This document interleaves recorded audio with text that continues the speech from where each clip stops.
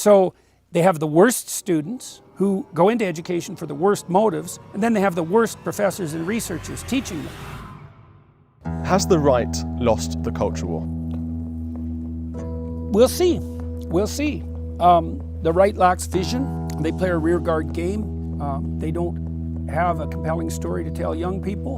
And because they're conscientious, conservatives are conscientious, it's easy to hoist them on the petard of guilt. And the psychopathic narcissists of the radical left are unbelievably good at that. The conservative types are set back on their heels in a big way, and they don't know how to articulate their own principles. Partly because, like, if you're a conservative, you don't really articulate your principles. You just go about your business, right? You think, well, we'll just do things the way they have been done if they're working, and we'll go attend to our business, and we won't think too much conceptually, and we'll, act practically. And so if you go listen to the Republicans, for example, I went to the Republican Governors Association meeting, and it wasn't inspiring, but the governors would present their policies sort of at the level of practical intervention. They're very practical people, and that's fine, except it doesn't work well against the messianism of the left. So the conservatives are in a position where they just get dragged towards the left one step at a time, and they're also terrible strategists. So, for example,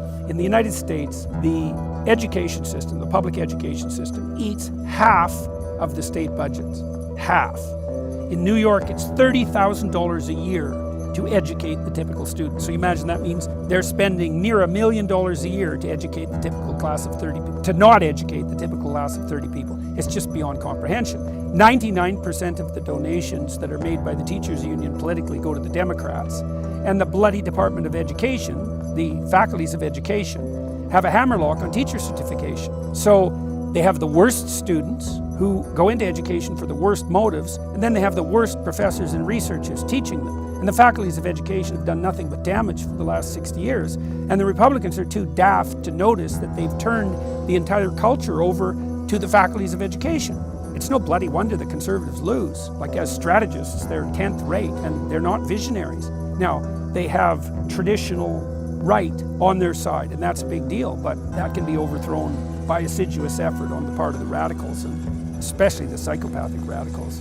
They thrive in chaos, so they're more than willing to turn the whole apple cart upside down in the hopes that they'll be able to scrounge among the ruins and dance in the flames. It's this issue of how to fight back against this authoritarianism that I'm curious to talk about. One issue recently has been debanking. So in Canada, a couple of years ago during the trucker protests, you saw truckers whose bank accounts were closed down. They were removing money. Yeah, we pioneered that here in Canada. Absolutely. Well, I think the Chinese probably pioneered it, well, and then it could be. The Canadians took it At least up. among democratic countries. Well, exactly. And in the UK recently, Nigel Farage has had issues with certain banks refusing to offer him services. Yeah. Other politicians on the right have had the same thing. And the Conservatives have said in the UK, they're warning the people who are celebrating this could happen to you. Those are the useful idiots.